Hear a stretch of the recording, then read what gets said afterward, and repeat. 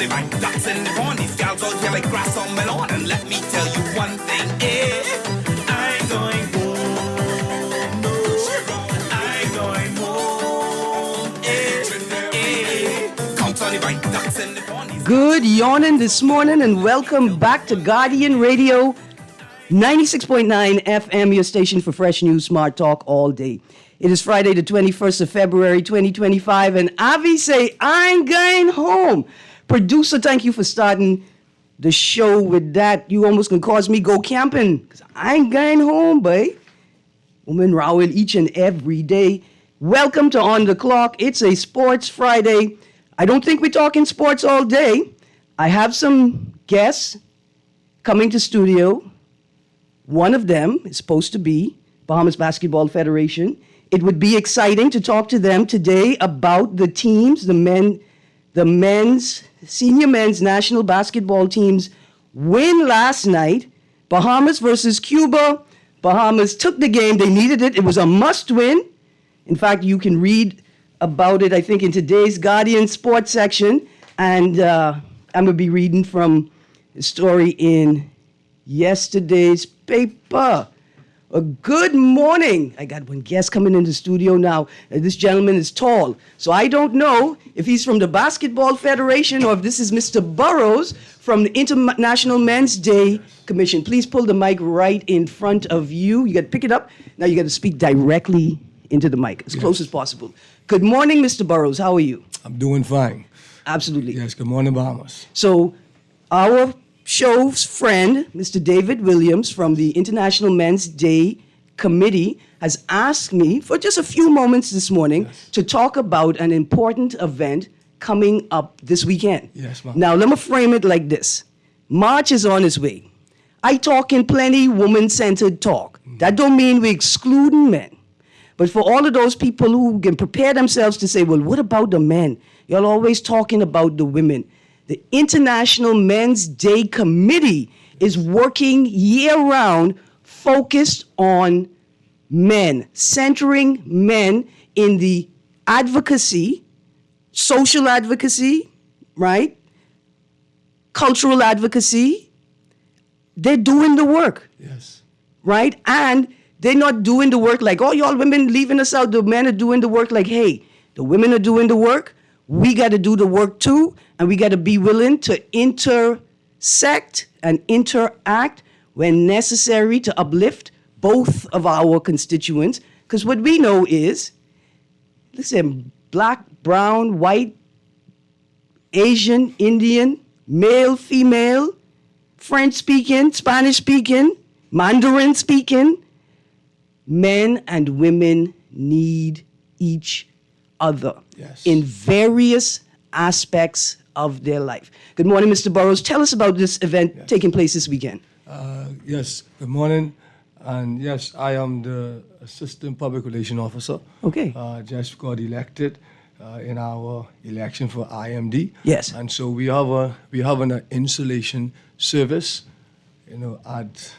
at the Kingdom. Living Waters Kingdom Ministries, Warren Street, Oaksfield. And it's at 3 p.m. on Sunday. Yes. And so we're going to be bringing installation to all our elected officers. Okay. Our president now is Mr. Apostle Henry Higgins. Okay, recently elected as president. Yes. Our outgoing president was Mr. Keith Cox. All right. Who would have served 2 terms. Okay. And so he has passed on the leadership to Mr. Henry Higgins, who would have served as our VP, and now he holds the seat as the president, and Mr. David Williams would have emerged from moving from public relations officer. Okay. He now serves as the VP, vice president. So when y'all come on the show now, both of y'all are coming. Yes, right? Yes. Good stuff. Yes. Right. Yes. Tell David Williams, I know he's in the air somewhere. Yes. Tell him I say I would like to be assistant VP in charge of snacks. Okay. Yeah. Okay. We'll do. Yeah. Yes. But the focus with the IMD is to celebrate our men. Mm-hmm. That's the first and foremost. Yeah. We believe that men holds the foundation to society. Okay. And we believe that, guess what, in our society, we tend to bash men too much and overlook the greatness of what men are doing in our society. We have more men who are doing great than men who are doing bad. For example, when you look at 1,400 men who would be inside prison, there's 14,000 men who are working, taking care of their families. When we look at a stat and say, Yes, there's 1,000 disconnected, unconnected fathers, right? I don't call them deadbeat, but unconnected fathers. yes. Just know that there's 100,000 Yes. fathers. Who are taking care of their family and who Yeah. are working 2 and 3 jobs. And that's the thing You know? about it. You don't hear about them because No. they busy doing what they supposed to do. Holding it down. Holding firm, yeah. Because like Mars Manuel said is that the man is the foundation. Yeah. And if you know about construction, you never see it's the foundation. Absolutely. Producer, let's get this call. See if there's someone who wants more details about Yes. Saturday's event. Good morning, caller. Sunday. Sorry, Sunday's event. Good morning, caller. Good morning to your guest. Good morning. Sawyer, do me a favor. Call back in a little bit. Pardon? Oh, sorry. Is this Mr. Sawyer? No. Oh, good morning, sir. What is your name? Damiano. Nice to meet you, sir. Thank you for calling. Call in reference. You have a gentleman there from the International Men's Day. Committee, yes. International Men's Day Committee. Mr. Okay. Shelton Butler Oh, Burrows. yes. All right.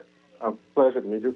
And I was calling because I'm a first-time playwright on the island of Grand Bahama, and I'm putting together a play. I put together a play. Okay. It's called A Man Perspective, and it's all about the intricacies of what we as men go through. And I think it's something that I could probably team up with the International Men's Day. I was actually trying to get this out on International Men's Day in November last year, but Okay. was unable to.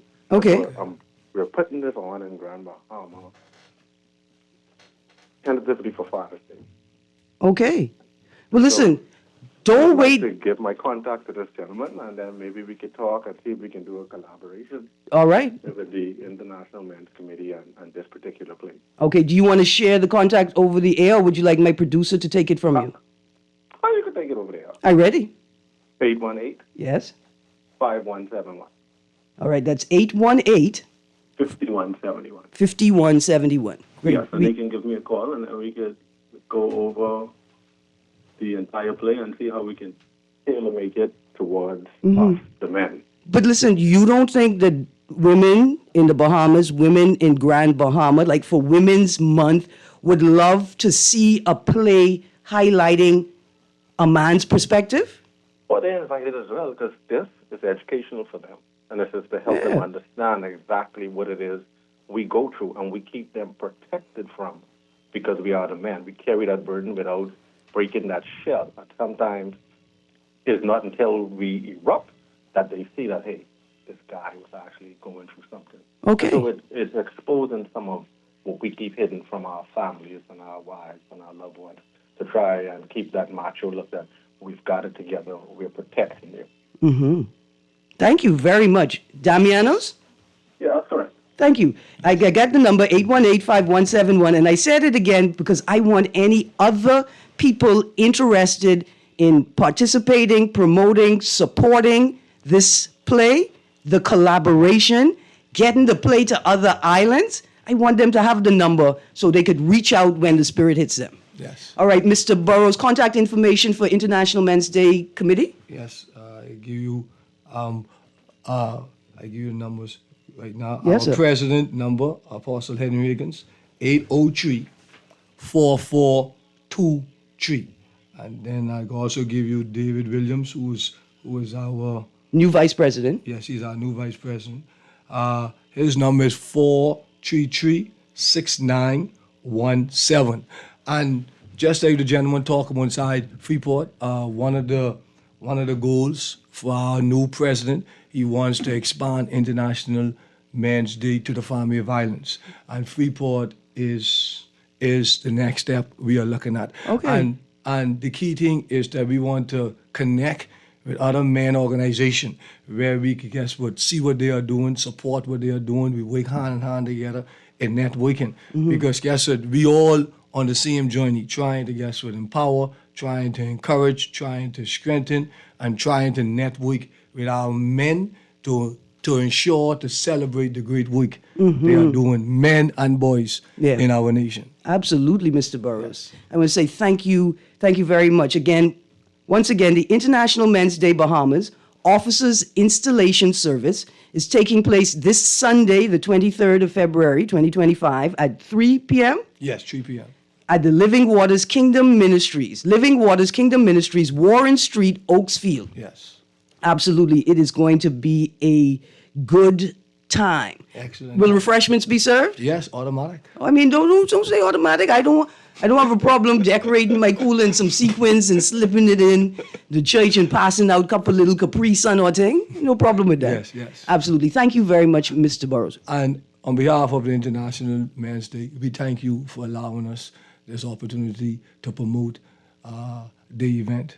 Absolutely. And we thank Guardian Radio, because Guardian Radio is general as being supportive to us over the years. Absolutely, absolutely. Thank you very much. We believe in the work that you're doing. We understand the space that it where it is needed in society, and don't mind the talk, right? Feminism is not about prioritizing women over men. Feminism is about equality and equity. And at the end of the day, women love man with all of their heart. Oh, yes. Right? In various ways. Our brothers, our cousins, our uncles, the boy on the corner who always hail when you walk past going to school, who always say, hey, young man, keep going. All of them are a part of our network. Yes. And we appreciate them. Thank you so much, Mr. Burrows. Thank you so much as well. All right, have a great day. All right. All right, as we transition to another segment, let me remind you guys, Monday, February 24th is 242 Day. You've got the weekend to find your Bahamian flag colors, wind up your pride, and let it go on Monday, February the 24th. The 24th day of the second month of every year is 242 Day. Let's have fun with it, Bahamas. And of course, stay tuned. We're going to a break. We're coming right back.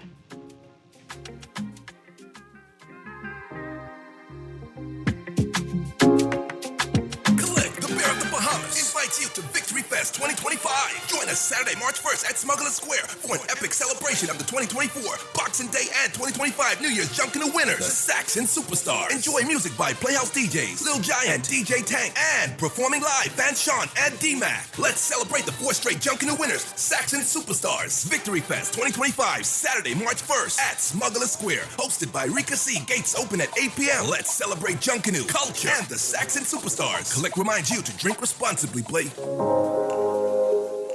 Love the show? Want to give your support? Become a sponsor today. Call 302-2300 for our rates and packages. That's 302-2300. Become a sponsor on Guardian Radio 96.9 FM. Fresh news, smart talk, all day. For fast, reliable, and impactful printing services, look no further. Let Printmasters bring your masterpiece to life. We stand by our quality products that is second to none. Our affordable pricing and friendly, efficient staff makes Printmasters the ultimate choice for all your printing needs. We can deliver any type of printing services, from banners to booklets to business cards. You name it, we can print it. Let Printmasters bring your masterpiece to life. Located in the Nassau Guardian Building, telephone 302-2361. I know that someday you will want me to want you. When I'm in love with somebody new. Good morning and welcome back to On the Clock. Once again, thank you to Mr. Shelton Burrows. And a text came in as he was leaving. The texter said, I want to commend Mr. Burrows for his leadership and contribution. Signed, a male's rights advocate. This is good stuff. This is good stuff. Okay, I got a little, things to talk about before we get into headlines, some sports headlines and some local news headlines. But first, Collect the Bay of the Bahamas invites you to Victory Fest 2025. Join us Saturday, March 1st at Smuggler Square for an epic celebration of the 2024 Boxing Day and 2025 New Year's Day Junkanoo winners, the Saxon Superstars. The Junkanoo season may be over, but the celebration is just getting started. Enjoy music by Playhouse DJs, Little Giant and DJ Tank, and performing live, Fanchon and D-Mac. Let's celebrate the 4 straight Junkanoo winners, Saxon Superstars. Okay, in other news, listen, this as we roll out of the International Men's Day Committee segment, I have to say congratulations to my cousin Naya Seymour, winner of the J.A. Bahamas National Speech Competition. And congratulations to all of the J.A. Bahamas Toastmasters finalists, including Kenria Marshall, Marissa Roberts, and Orlandria Pinder, for making it to the finals of the J.A. Bahamas National Speech Competition. These outstanding achievers have demonstrated confidence, eloquence, and leadership in their journey to the finals, and we couldn't be prouder. The final showdown took place last night, February 20th, that's yesterday, in Grand Bahama. I want to say congratulations again to Naya, to all the finalists. Naya, your daddy and your uncle, they so proud of you, right? 2 examples of the type of men Mr. Burroughs was talking about. They show up. They show up for their family and their loved ones, and they've shown up for Naya Seymour. And once again, cousin, see, y'all think, I am the least of the Mitchells. I am the least of what they have produced. This set of Mitchells, they're brilliant, and some of us is Mitchells and Hannah Hasty Tynes. Anyway, y'all look out, the future is bright. As we get going, I have to take a moment to say I'm going to say happy birthday. But how do you say happy birthday to someone who has passed away but still holds a prominent space in your life, in society, in the country? Today, if Elijah Obed was still alive, he would be celebrating his birthday. Everett Ferguson, B.E.M., born 21st of February, 1952, deceased 28th of June, 2018, better known as Elijah Obed. He was a Bahamian light middleweight boxer. Obed entered the amateur ranks at age 12. Fighting almost weekly, he ran up an undefeated record of 46-0 with 16 knockouts. At the age of 14, he became a professional boxer. Obed received the British Empire Medal for service to sports in the 2016 New Year's honors. He died on 28th of June, 2018, after a long illness. Now, this small tribute was sent to me yesterday evening. It says, on this date, February 21st, 73 years ago, a handsome bouncing baby boy was born to Mr. and Mrs. Ferguson. He learned how to dive and he learned how to fight. And on November 13th, that same young boy, in 1975, became the first Bahamian to win a World Boxing Championship fight. Happy birthday, Elijah Obed. This is a name that we must remember, and we must continue to lobby the state and the political class to find the resources to properly memorialize the life of Everett Elijah Obed Ferguson. Rest in peace, good sir. I see we got a caller on the line. Producer, let's go to the phone line. Good morning, caller. Good morning, caller. You there? Hello. Hi. Good morning. Yeah, this is Quincy Pratt here. How you do, sir? Okay, very good, very good. I just love to hear that name. Yes, sir. I just love to hear that name, and I want people not to forget that was our first world champion in an independent Bahamas. Okay, and Elijah was one of the greatest fighters that serviced Florida. But what I want to say is that at the stage of Bahamas today, I think professional boxing is going down the toilet. Okay. Okay, there's no incentive. We don't have any gyms in the country to even produce fighters. Okay, we have one government gym as founded by the sports center, but we need gyms in communities, even small gyms through the community to try and rebuild some fighters. Yeah. Okay. That's really, we need small gyms through the community to try to rehabilitate young men and get them in that sport. If they want to fight the right way, fight to live another day. Yes, okay? sir. So we need more gyms through the community. Absolutely. Let that be a part of our lobby to properly commemorate the life of Elijah Obed. Thank you so much, Mr. Pratt. You're welcome, Daddy. Have a great day. All right. Just a couple of sports headlines. Bahamas must win versus Cuba. This was yesterday's news. By last night, we got the good news. The Bahamas played Cuba last night. They defeated them 97-74, and so they stay alive in the tournament. This was a must-win game. Now, the follow-up contest is against the USA on Sunday at the Kendall G.L. Isaacs Gym. Dear Bahamas, we need to be there. Again, this Sunday, 7:10 p.m., all of the Bahamas need to be at the Kendall GLI Gymnasium, the Isaacs Gymnasium. We got to be there. Don't mind. I read the story about what happened at the Canada versus America hockey game. We ain't having none of that here. We are all friends. But Bahamas, all of us need to be there to support this fabulous team. Here's who was expected to suit up last night. Nathaniel Bastian, Erin Gordon, Dominic Bridgewater, Sammy Hunter, Dylan Musgrove, Juwan Keno, Burrows, Kenny Isnord, Godfrey Roll III, Garvin Clark Jr., Franco Miller Jr., Kentwan Smith, Rashad Davis, and Tavario Miller Sr.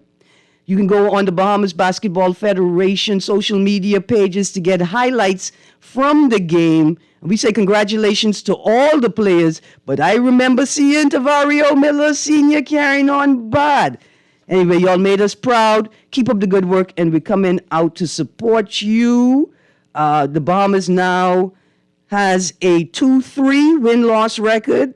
The U.S. leads the group, I think, at the time of the article last night with a 3-1 record. In Puerto Rico and Cuba, the other two countries in our group have 2-2 records. Cuba now has a 2-3 record, thanks to the Bahamas. Anyway, Cuba, you still our friends. We ain't fussing. Great news. One more sports story before we go. Exuma Sailing Club ready for Junior Nationals. They're going to be at Montague Foreshore, Montague Harbor, for the whole weekend. It's not just any nationals. It's the Sedowit Knowles National Junior Sailing Championships, and they're going to continue until Saturday at the Montague Foreshore.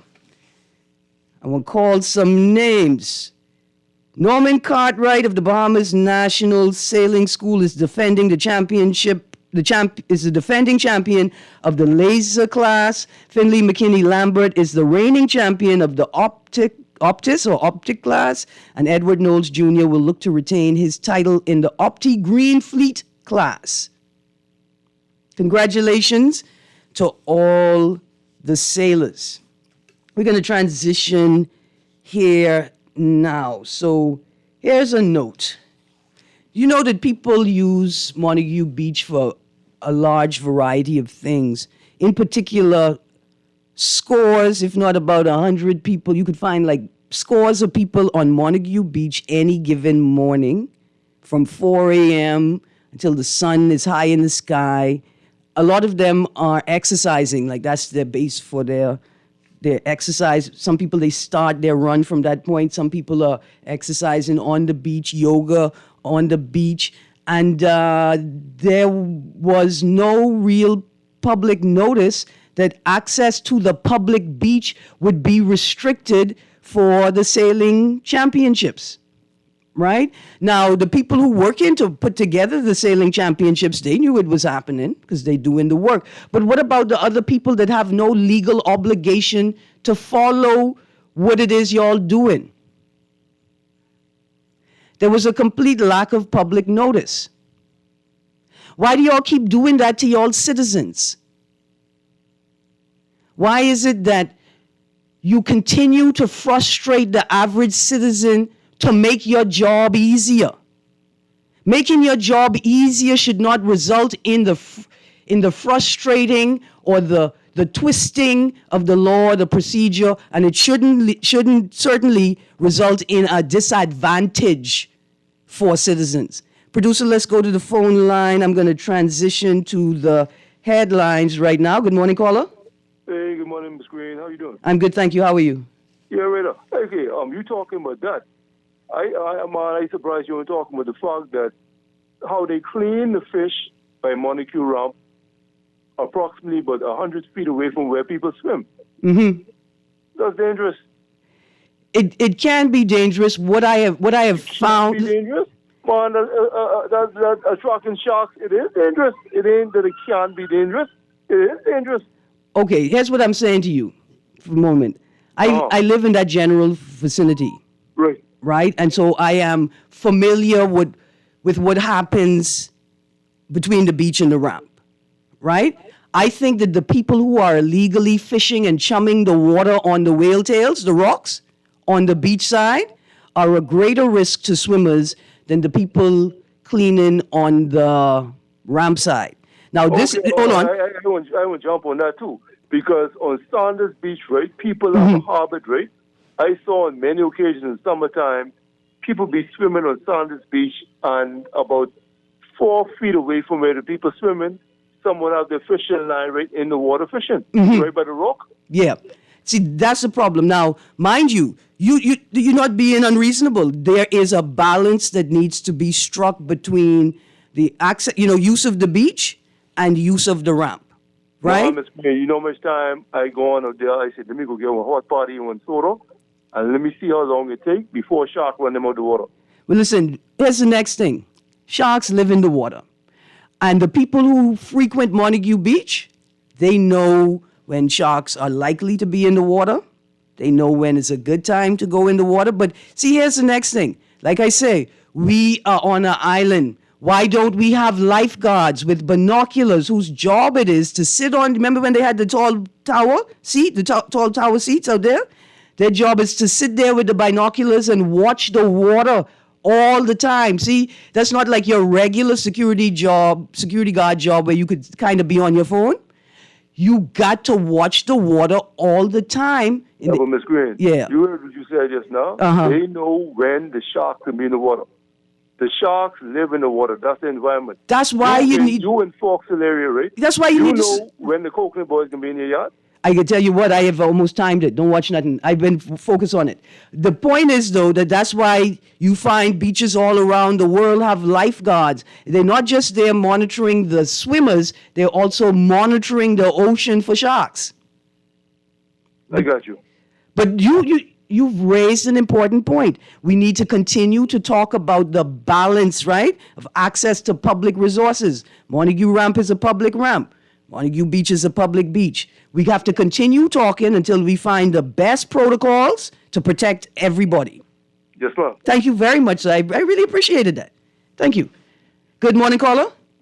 Hey, good morning, Erin. Good morning. How you do? I'm okay. I'm listening to the gentleman who's talking about the person fishing on Montague and Sanders Beach out on the whale tail and stuff. But you have to realize that is how for one, I do a lot of the fishing. And I used to go on Montague. I no longer go there because nothing out there to catch. But the point is, the access to where you can actually fish in is cut off. You cut off. You can't get to it, especially on the Eastern Road there. For instance, even in the Waken lot, they have it. They have access to get to it as if you're going to take the bushes and carry it with you or something.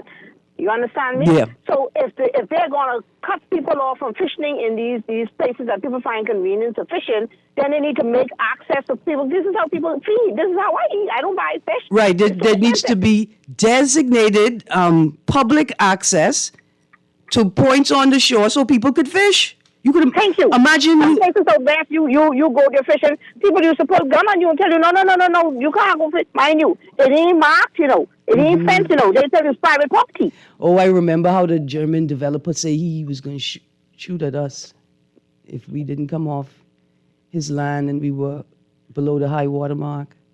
Anyway, sorry, there's just something flashed in my head. Hey. You understand my point? Yes, ma'am. So, you, in order to do one, you have to do the other. So you have to make. That's why I don't do fishing until late in the night.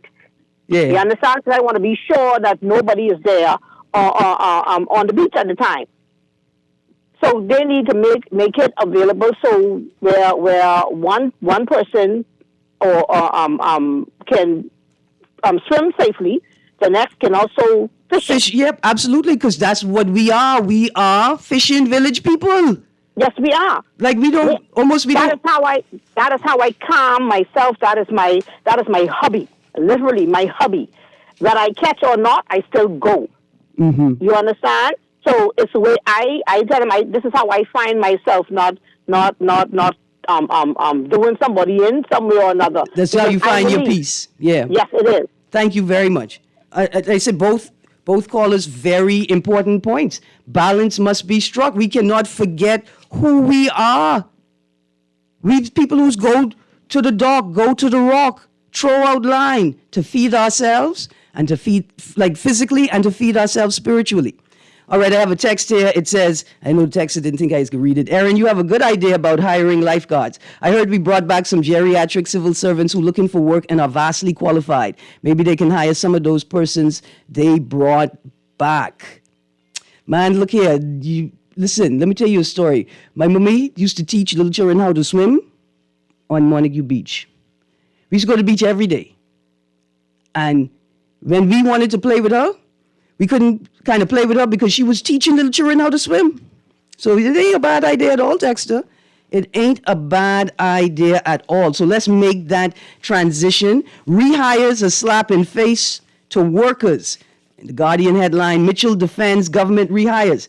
Rehires a slap in face to workers. Let's start there. Bahamas Customs, Immigration, and Allied Workers Union President Deron Brooks has called the Davis administration's decision to hire nearly 500 retired public servants a, quote, slap in the face, close quotes, to workers still fighting for overdue salaries, better conditions, and upward mobility. While Teachers Union President Belinda Wilson has demanded a freeze on the practice.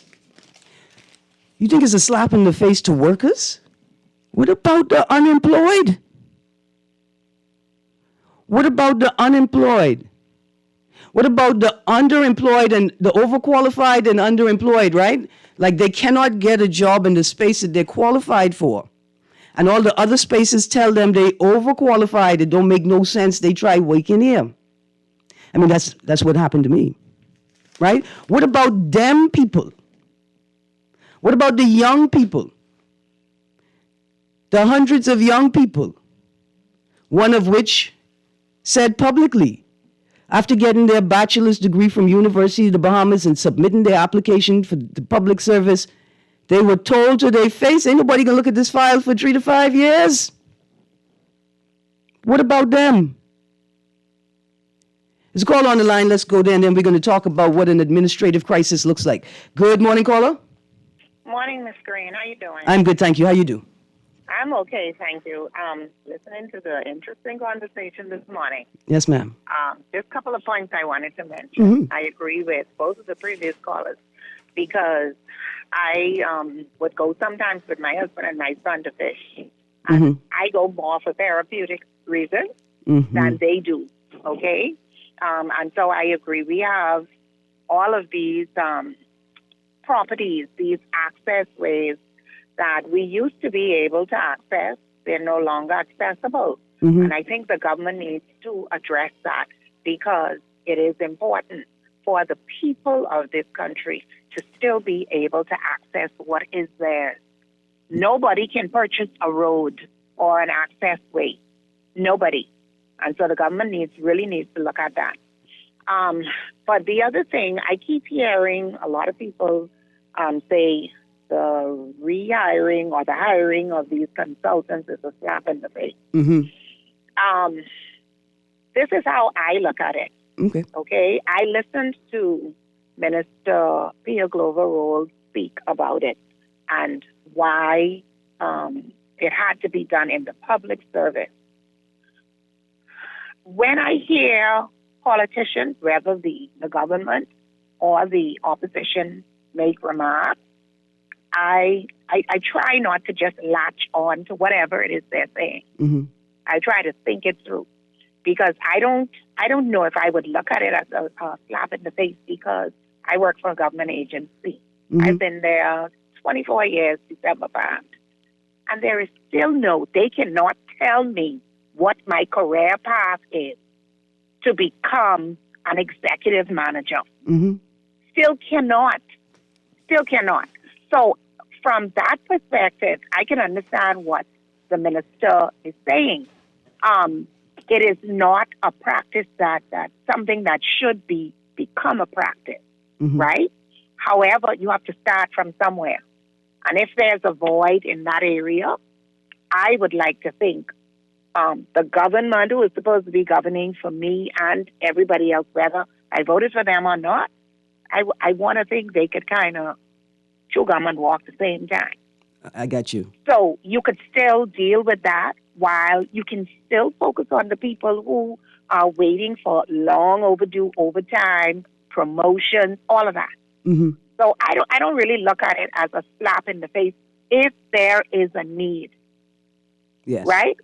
That's what I'm talking about. Once the need can be justified, we have to start somewhere to address these long-age legacy issues within the public service, in the quasi-government agencies, straight across the board. Yes, ma'am. When we talk about young people saying once they've gotten their bachelor's or their master's, they're not coming back, I think a lot of them say that because they are thinking with a mindset of, okay, I'm going to get these qualifications and I'm coming back looking for the government to hire me. The government cannot hire everybody. Mm-hmm. They cannot. Some of us have to come back with the mindset, okay, I'm going to come back because I have this experience, I have the qualification, but I'm going into the corporate area. Or if I was interested in government or politics or policy work, right? Then create a company that produces policy and be auxiliary to the government and offer your services to the government. Indeed, but we have to stop. On the one hand, we want the government to be it all to us. And then on the other hand, when it appears as though they may be trying to make some strides, not necessarily doing everything we agree with, then, we have a problem. So like you said, let us be self-independent in that way. Form a company, be an auxiliary, be a consultant, agency to the government. But at the same time, we're all still coming back. We're staying here to build a better Bahamas. Yes, ma'am. Thank you very much. Thank you. Absolutely. Thank you very much. Let's go to the next caller. Producer, good morning, caller.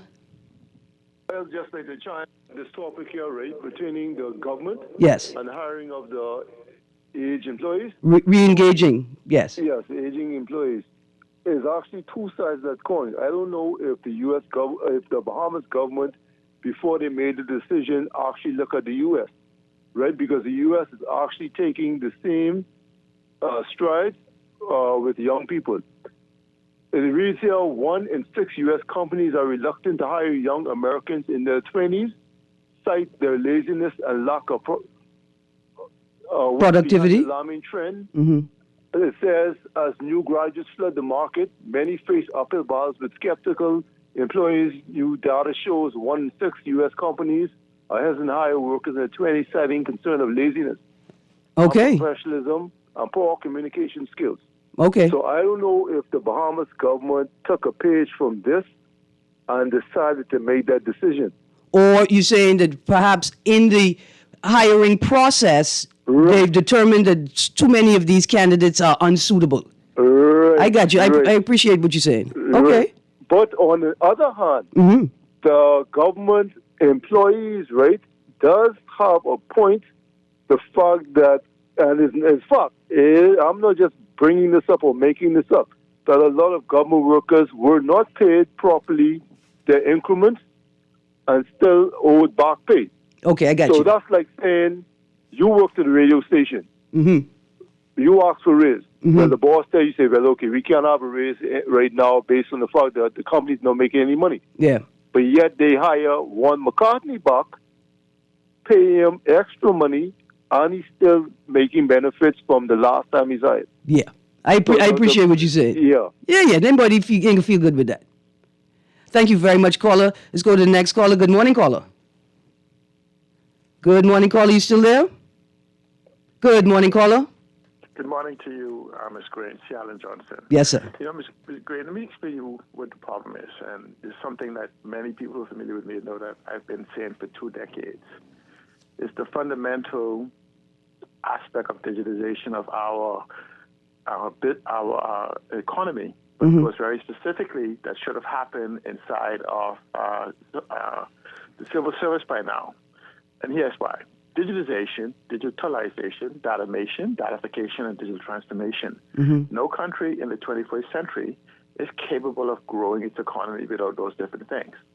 Look at the human economy since the beginning of the 21st century, which is January 1st of 2001. And so you'll see that it isn't. Here's what happens. Here we are with 25,000 employees, and you cannot go to the Civil Service Commission or anybody and get a list of the structure of the civil service, the positions, the hierarchy of those positions, the responsibilities for those positions, and the qualifications needed for those positions. And so until the civil service itself is digitized, a survey done over a decade ago said that the Bahamas at most should be running with 7,500 civil servants. We had 25,000 civil servants. No. It's 25,000? Yes, it is. According to Ms. Glover, if you take the 2% and extrapolate the 2%, yeah, that the 500 is 250, then you times it by 100. And guess what you end up with? 25,000 workers. That doesn't count those undefined ones who are not considered officially part of the civil service, you know, like the 52-week program, the temporary program, and these other variations of names they give them. See, Alan, let me go catch my breath. Okay, but just let me just Yeah. until those unions, the public service union demand that structure, then you would know where every single person in that structure fits, because they could be tested, they could be aligned, they could be whatever. But here's the failure is. The failure is we have not developed the economy for them to want to leave the civil service and go into the public service, because the pay would be significantly better. And that's why Ms. Glover Roll also bragged about, normalizing thousands of people who've been on the 52-work program, making them less than the 260 today, for a decade or more, and a few thousand more to go. Okay, I got to go see Alan, because that don't even make sense. If it's a 52-week work program, then you're supposed to work it for 52 weeks and then take 52 weeks off, and then maybe you could do it again in the next year. Okay. Thank you, C. Alan. Absolutely. All right. I mean, thank you so much, callers. You just raised so many important points and elements to the discussion. I think we need a constituency conference. I think we need a conference where the constituencies organize themselves. We pick we find the key issues, and we need to talk at the constituency level.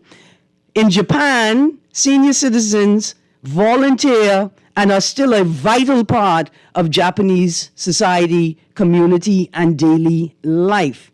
There are places that we need people in, and senior citizens may be the perfect category of people to fill those jobs. Here's another thing.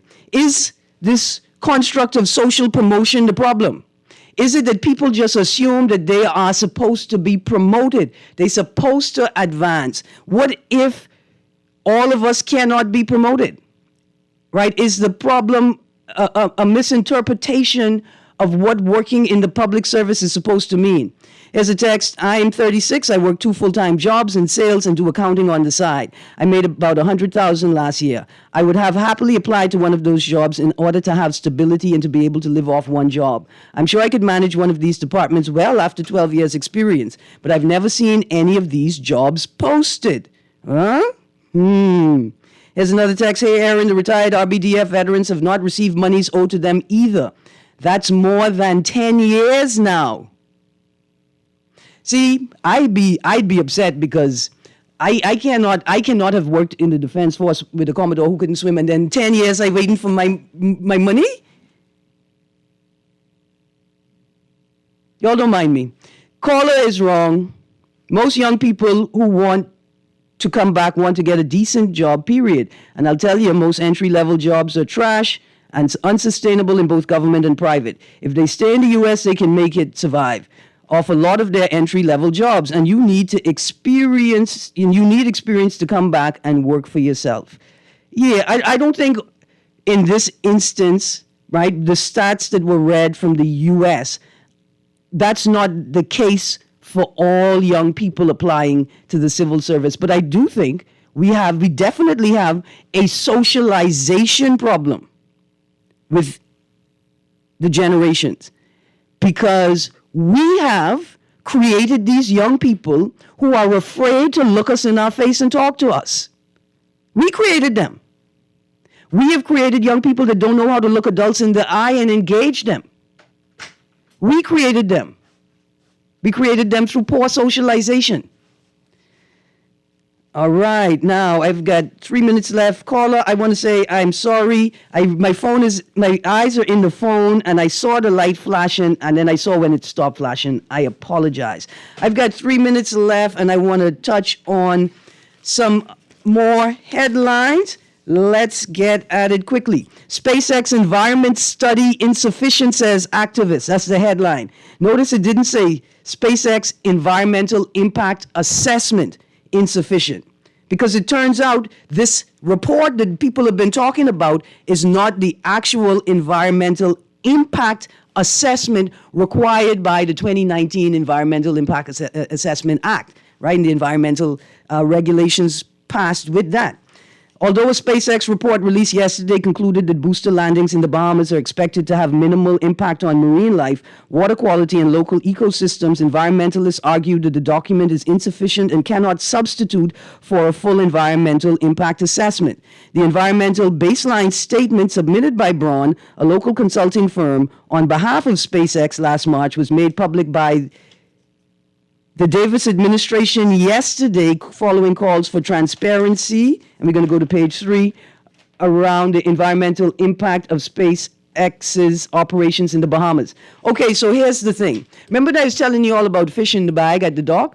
Like, when I have the bag in my hand, I can smell something rotten. I don't know which fish in the bag is rotten, but I know I ain't buying that bag. Yeah? I don't need to be a marine biologist to know one of them fish in that bag rotten. Now, mind you, if I want to take the fisherman to court and I want to sue him for selling me rotten fish, then I need to be able to properly identify which of the fish is rotten. I don't need to be a marine biologist to know that. Anyway, I just wish we would stop trivializing other people's concerns. This is a clear breach of the law. And it would have been okay if the people came to us and said, listen, the nature of this project means that we cannot do an EIA the way we normally do it. That we need to start with a baseline study and then begin collecting data from there, right? The vast majority of us would have been fine with that if you had just said that. But what happened is that people volunteered themselves to go out there and assassinate people's characters. Anyway, Sweeting's key residents called for dock and school repairs. Here's another headline. Coroner questions why only one officer on duty when prisoner died. Anyway, you guys hear that music? Texas say, Erin, bag rotten. Erin, bag rotten. Oh, entire bag rotten. Entire bag rotten. You guys, I'm so sad the Bahamas Basketball Federation were unable to join me this morning, but congratulations, men's national team. Congratulations to all the sailors who can be out there sculling. I mean, I know y'all don't scull, but in your mind, you may be sculling. You guys have a great day. Guardian Radio AM with C.A. Nuri is up next. He said, I no rush. See, I prefer to This is Guardian Radio 96.9 FM. Streaming on GuardianTalkRadio.com and the Guardian Radio app. Nassau, Bahamas.